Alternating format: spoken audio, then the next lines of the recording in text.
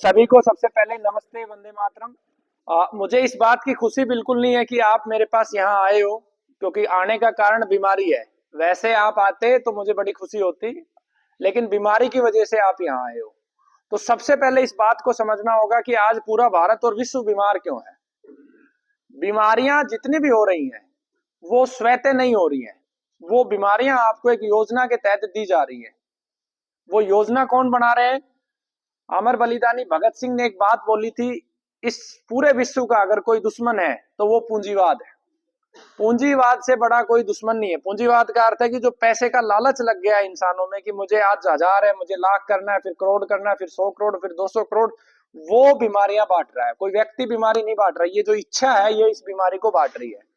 मुख्य रूप से जो कैंसर होता है, कैंसर को अधिकतर तरीके से जो वैश्विक शक्तियां हैं वो पूरे प्लानिंग के तहत आपको अलग अलग तरीके से आपकी बॉडी के अंदर इनकॉर्पोरेट करती हैं।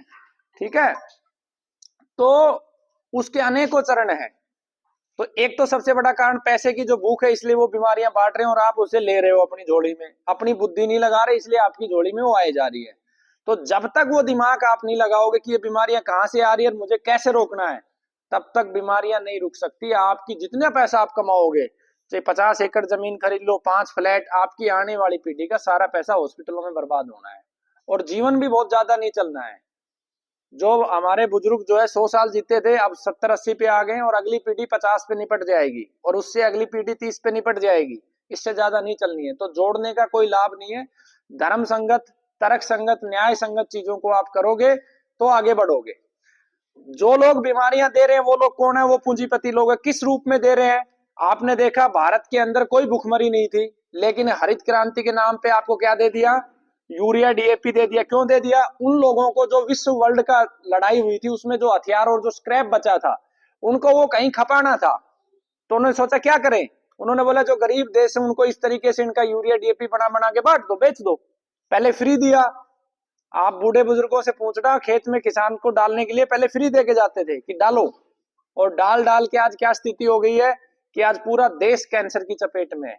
ऐसा कोई गांव नहीं जिसमें कैंसर नहीं है, और अगले 15 वर्षों में ऐसा कोई घर नहीं बचना जिसमें कैंसर ना हो। मेरी बात लिख के ले लो।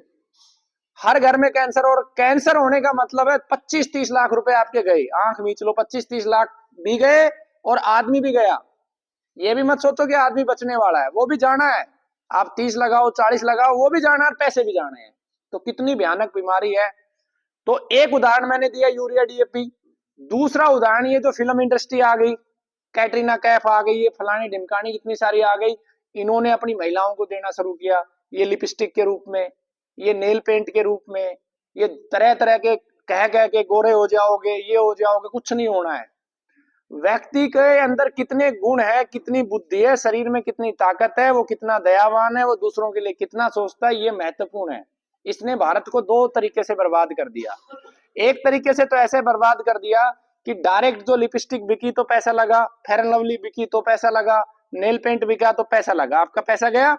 दूसरे तरीके से भारत कैसे बर्बाद हुआ कि वही माँ जो अपने बच्चे को अपने शरीर का रक्त पिलाती है, एक तरीके रक्त से ही दूध बनता है, जो अपने बच्चे को 9 महीने पेट में रखती है, सारी कष्ट पीड़ा सहन करती है, उसके लिए हर क्षण प्रार्थना करती है, अपना एक तरीके से रक्त ही पिलाती है बच्चे को, और अपने बच्चे के लिए सारी रात भर जगती है, वही माँ आज पूतना बन गई है।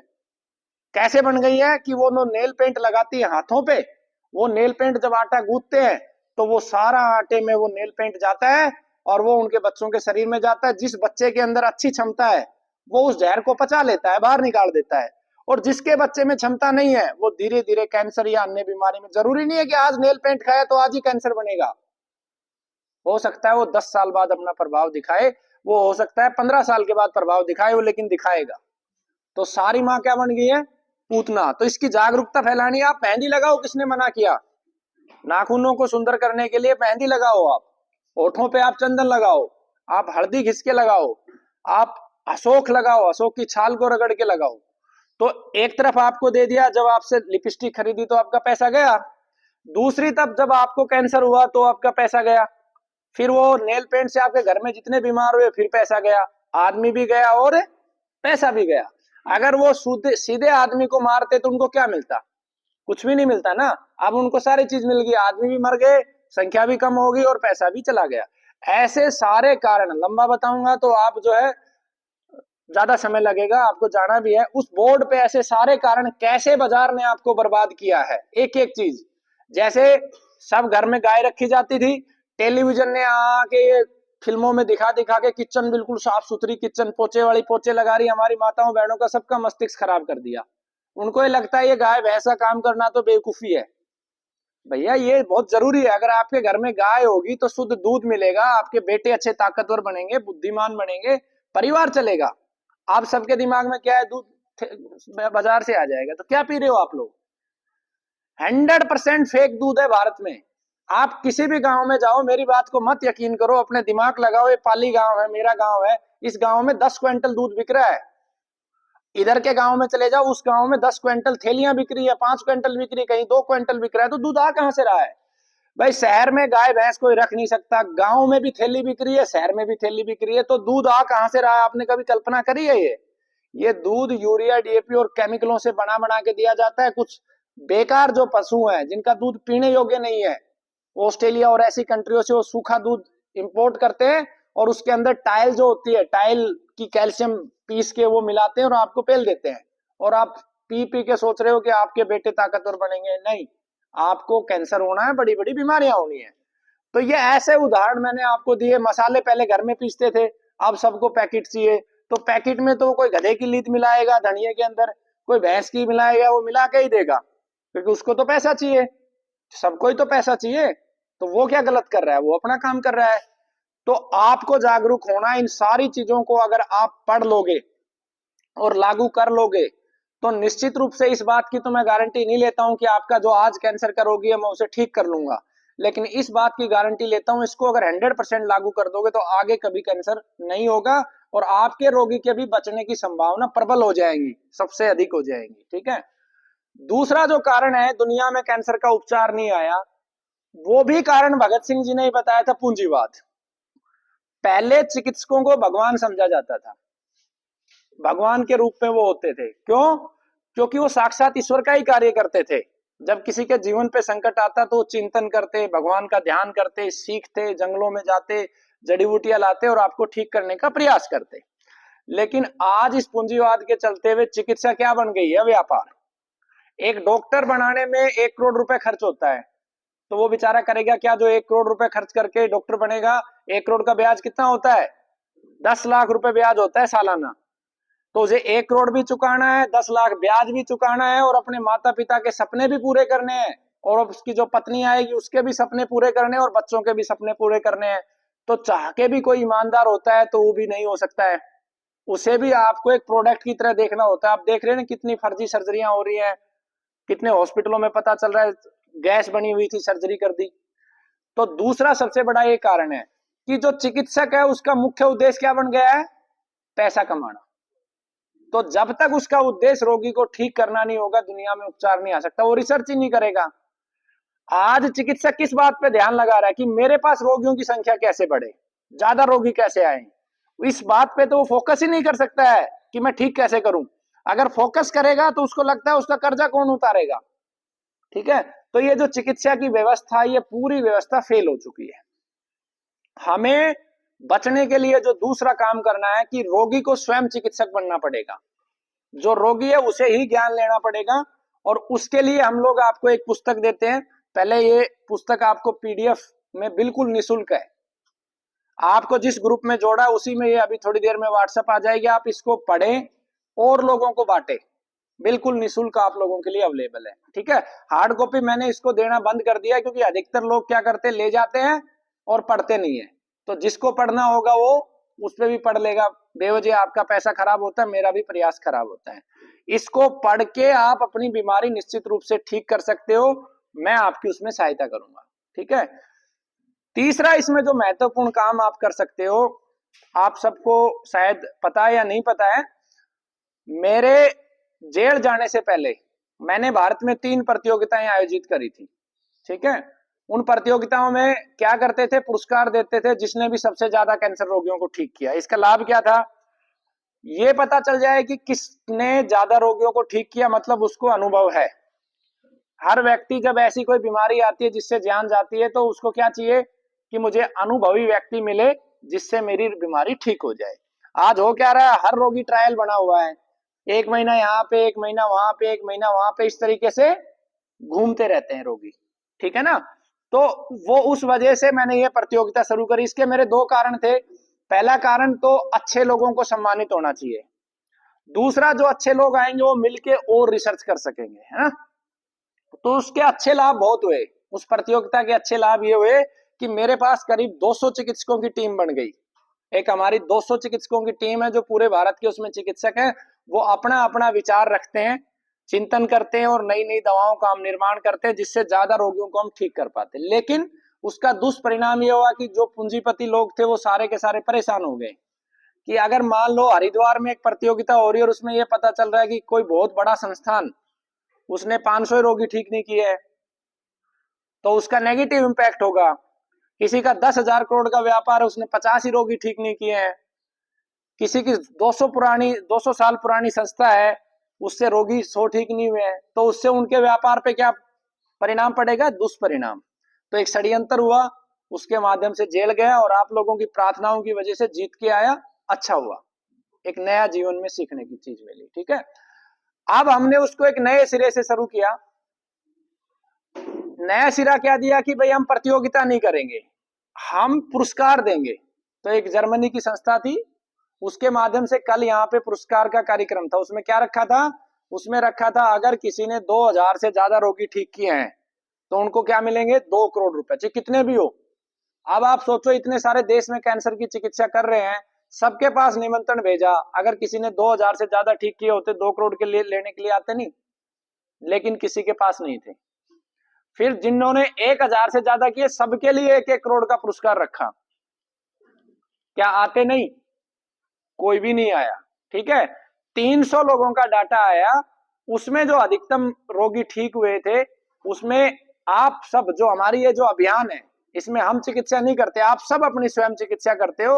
इस जीवन चिकित्सा पद्धति के माध्यम से अब तक 1081-82 रोगी ठीक हुए हैं, ठीक है। और उसमें से जो ठीक हुए उसमें से 200-300 के आसपास, एग्जैक्ट आंकड़ा नहीं है, वो रिपीट भी कर गए। मतलब 1000 से कम हमारे रोगी ठीक हुए हैं, लेकिन वो भारत में सबसे ज्यादा है। और उसके बाद जो दूसरे नंबर पे, तीसरे नंबर पे जिनका डाटा आया था वो सबका डाटा 50 से कम था। सभी का कितना था? 50 से कम था। दो अन्य लोगों को 20 से ऊपर वाले और 50 के बीच में केवल भारत में 2 व्यक्ति और थे, ठीक है। उसमें एक डॉक्टर अरुण जी है मेरठ से, और एक पतंजलि के फाउंडर डॉक्टर थे, डॉक्टर सुभाष नायक, जो पहले पतंजलि में जुड़े थे, अब वो अपना खुद का चलाते हैं हरिद्वार में।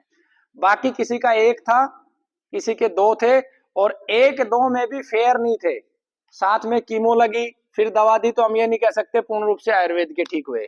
तो ये स्थिति कैंसर में है। अब इसमें हर व्यक्ति चिकित्सक बन जाता है। मैं आपको मेरी लाइफ के अनेकों उदाहरण दूंगा। मेरे पास सीखने के लिए अनेकों व्यक्ति आए हैं, मैं इसको निःशुल्क सिखाता हूँ। जो भी आता है रुक जाता है, कोई महीने, 15 दिन, 20 दिन रुकता है, कोई 2 साल रुकता है, उसके बाद उसके मन में चलने लग जाता है, नोट दिखने शुरू हो जाते हैं गांधी जी। ऐसे बहुत सारे चिकित्सक बन गए यहाँ आके, जो 1 करोड़ कोई कमा गया है, कोई 2 करोड़, किसी ने हॉस्पिटल खड़ा कर लिया, किसी ने 2 मंजिले मकान बना लिए। तो लेकिन ठीक उनसे आज तक भी एक भी नहीं हुआ। क्यों नहीं हुआ? ठीक होने के लिए आपके अंतरात्मा जो है ना, उसमें ये आवाज उठनी चाहिए कि मुझे रोगियों को बचाना है। उसी दिशा में जब आप सोचोगे तो वैसा ही परिणाम मिलेगा। परमात्मा की व्यवस्था बड़ी स्वतंत्र है, उसके लिए भेद नहीं है। अगर कोई व्यक्ति दिन भर पूजा पाठ करता है, उसके लिए भी वो समान देखता है, और जो दिन भर लोगों को मारता है, डाकू है, चोर है, लुटेरा है, उसके भी समान देखता है। उसकी माया में भेद नहीं है। वो ऐसा नहीं है कि जो लोगों को मार रहा है उसको तरक्की नहीं देगा, वो तरक्की देगा, उसको उसी विषय में तरक्की देगा, आपको आपके विषय में तरक्की देगा। जो चोरी करेगा, मेहनत करेगा, बुद्धि लगाएगा, परमात्मा उसको भी तरक्की देगा, और अच्छा चोर बन जा, और बड़ा चोर बन जा, और बड़ा लुटेरा बन जा, वो देगा। आप अच्छा काम करोगे तो आपको पवित्रता की तरफ आगे बढ़ाएगा, वो बड़ा निष्पक्ष है, उसके भेद नहीं है, वो किसी से नफरत नहीं करता है। तो ऐसे बहुत सारे घटनाएं होती हैं। जैसे अभी रिसेंट एक घटना बताऊं कि 3 जेल से आने के बाद मुझे एक संघ से जुड़ा हुआ बड़ा अच्छा व्यक्ति था, वो मिला। वो जेल से जाने से पहले भी आया था, उसने प्रार्थना करी कि मेरा भाई बीएमएस डॉक्टर, मैं चाहता हूँ वो अच्छा सेवा करे समाज की। मुझे उसकी भावना अच्छी लगी, मैंने उसको अपने गुरुकुल में वहां हरिद्वार रख लिया। उसने संकल्प लिया कि 3 साल सीखूंगा गुरुजी, उसके बाद किसी की गोज नहीं काटूंगा, ईमानदारी से लोगों की सेवा करूंगा। वो 9 महीने रुका, जब तक रुका वो उसने काम किया। ऐसा नहीं, घमंडी नहीं था, जो काम कुर्सी उठानी तो कुर्सी भी उठाता था। और 9 महीने के बाद वो बोला गुरुजी मेरी तनख्वाह कम है, उसको 20,000 रुपए देते थे, 21,000 देते थे। मैंने कहा भाई मैं तनख्वाह तेरी बढ़ा नहीं सकता, मैंने पहले ही बताया था, क्योंकि मैं बढ़ाऊंगा तो मुझे रोगियों के लिए बढ़ाना पड़ेगा, तो मैं नहीं बढ़ा सकता, तुझे सेवा के हिसाब से मैं इतना ही दे रहा हूँ, तू जा सकता है। उसको पतंजलि में नौकरी मिल गई 30,000 रुपए की। तो मैंने कहा करो, बढ़िया, वो बड़ा संस्थान है, आपको पैसा चाहिए वो पैसा देंगे। वो दुर्भाग्य से उसकी नौकरी की जो डेट ऑफ ज्वाइनिंग थी उससे पहले उन्होंने मना कर दिया। वो मेरे यहाँ से भी चला गया और वहां से भी चला गया। मैंने कहा कोई बात नहीं, तेरे को आना है तो मेरे पास तो इतना ही दे सकता हूँ, तू सेवा का काम है कर सकता है। उसने बोला गुरुजी मैं अपना बढ़ाना चाहता हूँ। मैंने कहा भाई बना ले, स्वतंत्र है, तू डॉक्टर है, मैं तुझे मना कैसे कर सकता हूँ। तो बोला गुरुजी मैं गंभीर बीमारियों की चिकित्सा नहीं करूंगा, कैंसर और इन सब रोगियों को जो है मैं नहीं देखूंगा, क्योंकि मुझे पता है इनसे जान चली जाएगी। मैं आपकी एक फोटो लगाना चाहता हूँ। मैंने कहा लगा लेना, कोई बात नहीं है, तू 9 महीने रुका है। उसके बाद सारी चीजें करने के बाद उस व्यक्ति ने क्या किया, क्योंकि डाटाबेस जैसे ये काम कर रहा है तो इसके पास मोबाइल नंबर तो जाएंगे ना, ये बगल में भाई सीखने के लिए आया हुआ तो इसके पास भी जाएंगे, जिंदगी में भरोसा तो करना ही पड़ेगा, नहीं आप जिंदा नहीं रह सकते। उसने रोगियों को फोन कर करके बेवकूफ बनाना शुरू किया। जिस पद्धति से हम चिकित्सा करते हैं, जीवन चिकित्सा पद्धति, उसका उसको एबीसीडी का भी नहीं पता, क्योंकि ये पद्धति दुनिया में नई है, इसका कंसेप्ट ही बिल्कुल नया है। ये सूक्ष्म शरीर पे काम करती है, शरीर पे बहुत कम काम करती है। एक दवा होती है जो शरीर पे काम करती है और दूसरी चीज होती है जो सूक्ष्म शरीर पे काम करती है। तो इसकी विधा आयुर्वेद में भी नहीं है, ये बस हमने अपना चिंतन करके परमात्मा ने इस कार्य के लिए योग्य समझा और इसको आगे बढ़ा दिया। तो उस व्यक्ति को बेसिक समझ भी नहीं थी, फिर भी लोगों के साथ खेलना शुरू किया उसने। मुझे नहीं पता चला कितने दिन खेला, लेकिन प्रकृति की व्यवस्था सच आ जाता है। कुछ दिन पहले एक रोगी का फोन आया कि मेरी कैंसर बढ़ गई जी, मैं पहले यहाँ से दवा ले रहा था, अब ये डॉक्टर अंशुल हैं, इनके यहाँ से इन्होंने बोला मैं वही दवा दे रहा हूँ, तो मैंने यहाँ से ली। मैंने उनका पर्चा देखा, उन्होंने क्या चतुराई करी, उन्हीं दवाओं के नाम सेम बना दिया जो उन्होंने दवा कभी बनाई नहीं, दवा कभी देखी नहीं, नाम जरूर देखे। यहाँ पे जितने भी लोग आते हैं उनको मैं उधर की साइड नहीं लेके जाता हूँ, क्योंकि मुझे पता है कि जो शुरुआत में आया उसको मुझे 2-3 साल देखना है कि हाँ ये पात्र है या नहीं है। वो नाम उसने कॉपी कर लिया, जिस दवा पे आरडीएक्स लिखा हो आरडीएक्स कॉपी कर लिया, जिस पे पीयू लिखा पीयू, नाम वो कर दिया, अंदर क्या है रोगी को भी नहीं पता, और उसकी बीमारी बढ़ गई।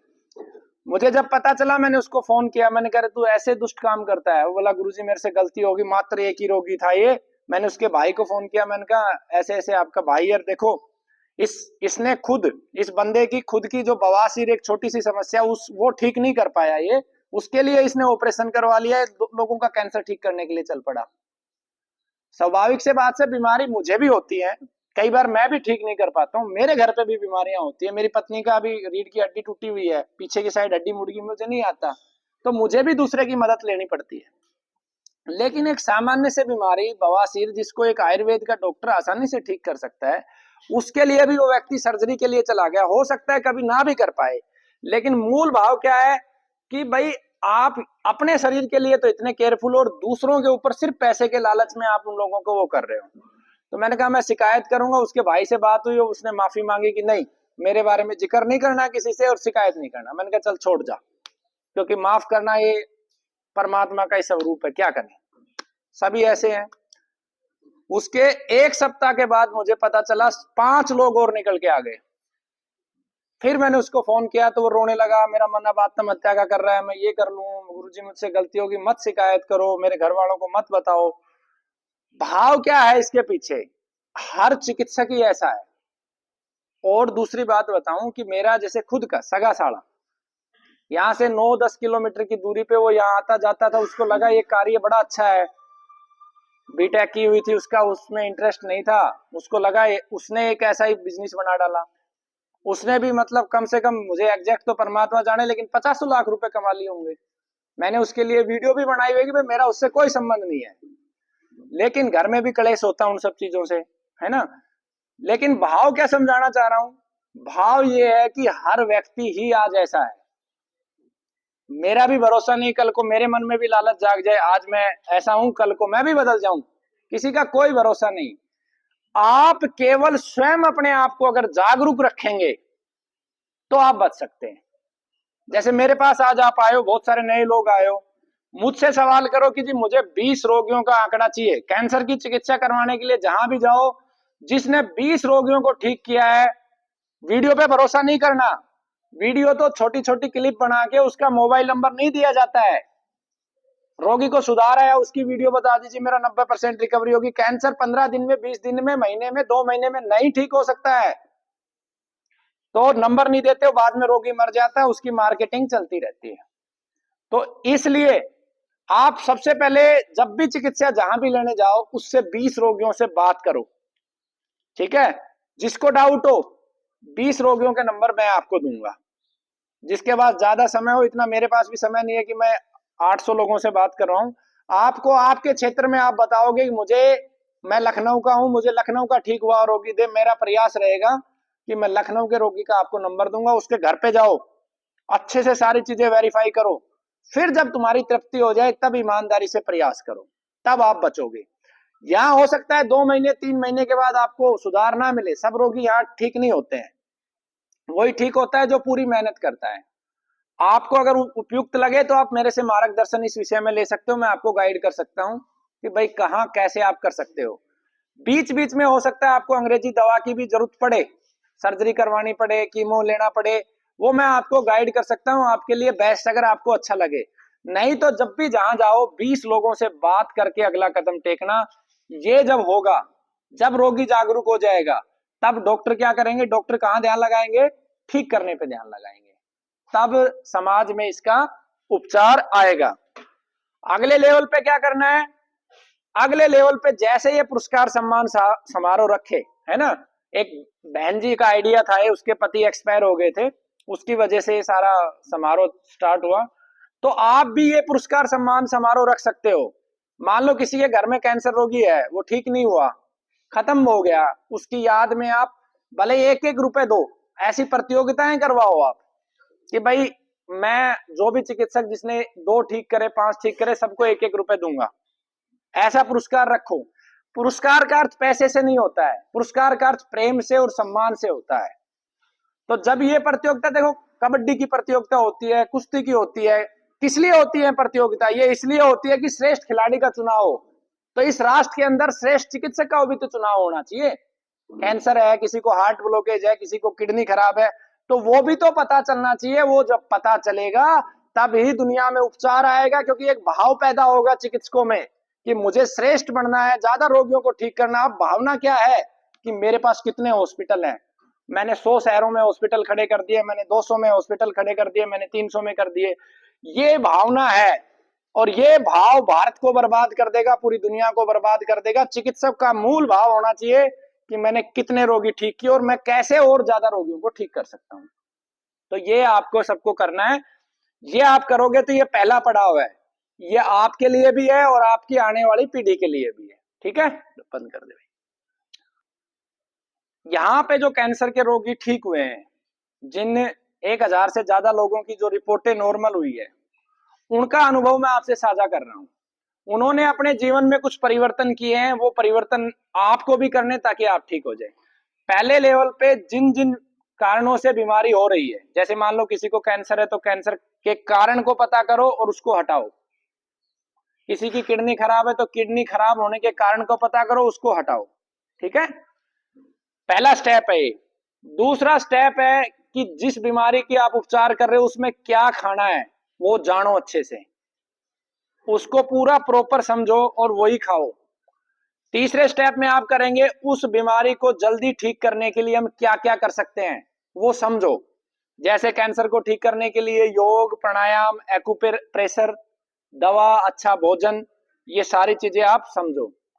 उसके बाद ये जो चिकित्सा पद्धति है सूक्ष्म शरीर पे जाके काम करती है, स्थूल शरीर पे काम नहीं करती है। स्थूल शरीर क्या है, जिसको हम छू रहे हैं, ये हाथ, ये नाक, ये कान, ये सब स्थूल है, ये स्थूल शरीर है। और एक सूक्ष्म शरीर क्या है, सूक्ष्म शरीर को ऐसे समझो कि जब व्यक्ति खत्म हो जाता है तो उसकी सारी चीजें रहती है, आंख भी है, नाक भी है, कान भी है, लेकिन वो नहीं रहता है, ना वो बोल पाता है, ना वो चल पाता है। तो ये हमारी जो जीवन चिकित्सा पत्ति है, ये जीवन पे काम करती है, आपके सूक्ष्म शरीर पे काम करती है।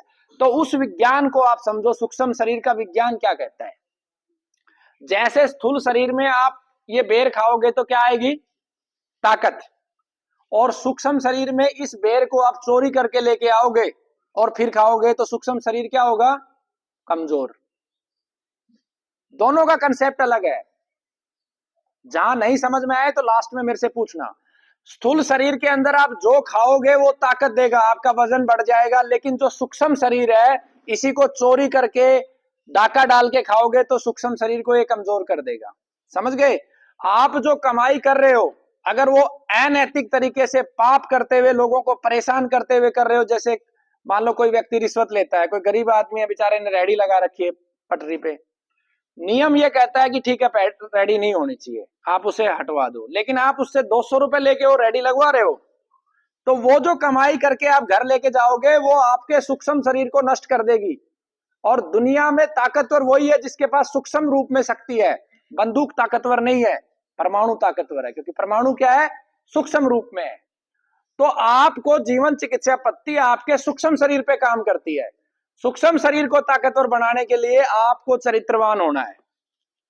अब हमारे समाज में एक मिथक चल गया है, चरित्रवान का अर्थ यह है कि मान लो ये लड़का है और इसकी कोई किसी लड़की से दोस्ती होगी तो हम इसको मान बैठते हैं कि ये चरित्रहीन है। नहीं, ये कहीं भी चरित्रहीन नहीं है, ये प्रकृति का दिया हुआ एक वरदान है, आकर्षण है। विपरीत लिंग में सबका आकर्षण होता है, मित्रता है, ये चरित्रहीनता नहीं है। चरित्रहीनता का, मेरी समझ में मैं गलत हो सकता हूं, चरित्रहीनता का अर्थ है कि मेरे अंदर जो मेरे चित्त, मेरे सूक्ष्म शरीर में जो भाव चल रहे हैं उनको मैं अपनी वाणी पे प्रकट ना करूं। मैं दो मुंह का हो जाऊं, अंदर मेरे कुछ हो और बाहर मेरे कुछ हो। ये चरित्रहीनता है। मुझे ये पता है कि मेरे यहाँ सारे रोगी ठीक नहीं होते, मैं कहूं गारंटी से चुटकियों में सबको ठीक कर दूंगा, ये चरित्रहीनता है। मैं एक ही बात कह रहा हूं कि जितनी प्रतियोगिताएं हुई सबसे ज्यादा रोगी ठीक करने का रिकॉर्ड हमने बनाया, कल भी हम जीते हैं और आगे भी जीतेंगे। और मैं हारना चाहता हूं। मैं हारना इसलिए चाहता हूं कि कोई ना कोई ऐसा पवित्र व्यक्ति मुझे मिल जाए जो मुझे हरा दे, तो मुझे उससे सीखने को मिलेगा और मैं और ज्यादा लोगों की सेवा कर पाऊंगा। तो सबसे पहला सूक्ष्म शरीर को मजबूत करने का अर्थ है चरित्रवान बनो। ठीक है, कुछ चीजों को समझने का प्रयास करना पड़ेगा। जैसे मेरा दायित्व क्या है, हर समय आप सच नहीं बोल सकते हो, आपको झूठ भी बोलना पड़ता है। जैसे मेरा दायित्व क्या, मेरे पास एक रोगी आया, मैं उसे यही कहना पड़ेगा तू 100% ठीक हो जाएगा, क्योंकि ये मेरा धर्म है। मैं अगर उसका हौसला अफजाई नहीं करूंगा तो उसका मोरल डाउन होगा। तो ये चरित्रहीनता नहीं है। आप बेसिक बात को समझो। चरित्रहीनता क्या है कि मेरे पास जो पैसा आता है यहाँ पे चिकित्सा के माध्यम से, मैं आपको ये कहूं भैया मैं इस पैसे से अपने घर में नहीं लेके जाता हूं, मैं तो सारा देश धर्म में लगा देता हूं। और हकीकत क्या है, अगर मैं उस पैसे को अपने घर लेके जा रहा हूं तो वो क्या है, चरित्रहीनता, कि मैं झूठ बोल रहा हूं, है ना। तो सत्य के साथ जैसा अंदर भाव चल रहा है वो भाव सामने प्रकट करो। तो ये एक चरित्रवान व्यक्ति की पहचान है। आपके चित्त के साथ आपको न्याय करना है। अगर आपको यहां से ठीक होना है तो आपको अपने सूक्ष्म शरीर पे काम करना पड़ेगा। अगर आपने सूक्ष्म शरीर पे काम कर लिया तो दुनिया की कोई ताकत आपको बचने से नहीं रोक सकती है। संसार में अनेकों उदाहरण है सूक्ष्म शरीर से। जीतन राम मांझी ने अगर पहाड़ को चीरा तो वो शरीर से नहीं चीरा था, वो सूक्ष्म शरीर से चीरा था। किसी को इस बात का आभास ही नहीं है। शरीर तो हजारों लोगों के पास बिहार में है, लेकिन उसके सूक्ष्म शरीर ने यह मान लिया था कि जो मेरी पत्नी के साथ हुआ मैं किसी दूसरे के साथ नहीं होने दूंगा। उसके सूक्ष्म शरीर ने इस बात को धारण किया और उसने पहाड़ को चीर दिया। दुनिया में ऐसे लाखों उदाहरण हैं जिन्होंने इतिहास रचा है। भगत सिंह का स्थूल शरीर नहीं फांसी पे लटका था, उसका सूक्ष्म शरीर था जिसने ये मान लिया था कि मुझे इस राष्ट्र के लिए काम करना है, और वो हजारे अंग्रेजों से लड़ गया। हमारे गुरु राजीव दीक्षित जी, उनका सूक्ष्म शरीर ये स्वीकार कर चुका था कि मुझे इस राष्ट्र के लिए सबसे बड़ा जो बलिदान देना है। षड्यंत्रकारियों ने षड्यंत्र किए, उनकी हत्या हुई, वो आज इस संसार में नहीं है, लेकिन उनका बीज आज भी है। हजारों लोग उसके लिए काम कर रहे हैं, पवित्रता से कार्य कर रहे हैं। तो हमें सूक्ष्म शरीर पे काम करना, और सूक्ष्म शरीर का पहला मापदंड है चरित्रवान। और जो चरित्रवान हो सकता है वो ठीक हो सकता है। आपको धोखा नहीं देना है, किसी को न्याय करना है, सत्य के साथ चलना है। पहला सिद्धांत चरित्रवान। दूसरा इसका मूल सिद्धांत है सेवा। सेवा कैसे कर सकते हैं? सेवा के रूप में देखो, एक रोगी है, पहले से वो इतना बीमार है, वो सिर्फ बैठ के दिन भर प्रार्थनाएं करता रहे, दूसरों के लिए भी अपने लिए भी, तो ये भी एक सेवा है, अच्छे भाव से कि भगवान किसी को कैंसर ना हो, लोग स्वस्थ हो, ये इससे भी उसका सेवा भाव। जिसके शरीर में ताकत है, एक उदाहरण मैं हर बार क्लास में देता हूं, इतने लोग आए, सबके पास गाड़ी नहीं है, लेकिन गाड़ी में दो दो लोग आए, बाकी लोगों को बैठा के ले जाए, तो क्या हो गई? ये सेवा हो गई। इससे आपका सूक्ष्म शरीर मजबूत होगा। कैसे होगा? पहले तो आपको खुद महसूस होगा कि मैंने अच्छा किया, जिसके साथ आपने हेल्प करी वो पूरे रास्ते आपको कहता जाएगा, आपको मुंह से नहीं बोलेगा, लेकिन उसकी अंतर आत्मा बोलती जाएगी कि हाँ उसने अच्छा किया। ये प्रैक्टिकल है, और इससे सूक्ष्म शरीर मजबूत हो जाता है। आप पक्षियों को दाना डालो, आप पेड़ों में पानी दो, पेड़ पौधे लगाओ, दूसरों की मदद करो, तो आपका सूक्ष्म शरीर मजबूत होता जाएगा, और जितना सूक्ष्म शरीर मजबूत होता जाएगा उतने आप शक्तिशाली हो जाएंगे। ये इस चिकित्सा पद्धति का मूल सिद्धांत है। अगर ये कर सकते हो तो आप ठीक हो सकते हो। इस विषय में एक आखिरी चीज मैं आपको बता रहा हूं, फिर मैं अपनी वाणी को विराम दूंगा। रोगी को अपने सांसों को रोकना है, रोकली सांस सांस नहीं आनी चाहिए, और अपने मस्तिष्क के अंदर ये भाव लेके आने हैं कि हे परमात्मा, मेरा पूरा जीवन जो है अच्छे कार्य के लिए लगे, मैं लोगों की सेवा करूं, मैं खुद भी ठीक हूं, और ठीक होने के बाद मैं पूरा जीवन दूसरों के लिए समर्पित कर दूं, अच्छे के लिए। ये भाव लेते लेते आपको सांस रोकना है। जितना आप सांस रोक सकते हो रोकिए, 30 सेकंड, 40 सेकंड। जब ओवर हो जाए, नाक से सांस फेंक दो, उसके बाद फिर सांस रोको, और फिर ये भावना लेके आओ। ऐसा अगर आप निरंतर दिन भर कैंसर रोगी करते रहेंगे तो निश्चित रूप से वो ठीक हो जाएंगे। उन्हें कोई दुनिया की ताकत नहीं जो उनको खत्म कर दे। 100% वो ठीक हो जाएंगे, आप प्रयास करो। तो ये मैंने सूक्ष्म शरीर के बारे में मूल रूप से बताया। बस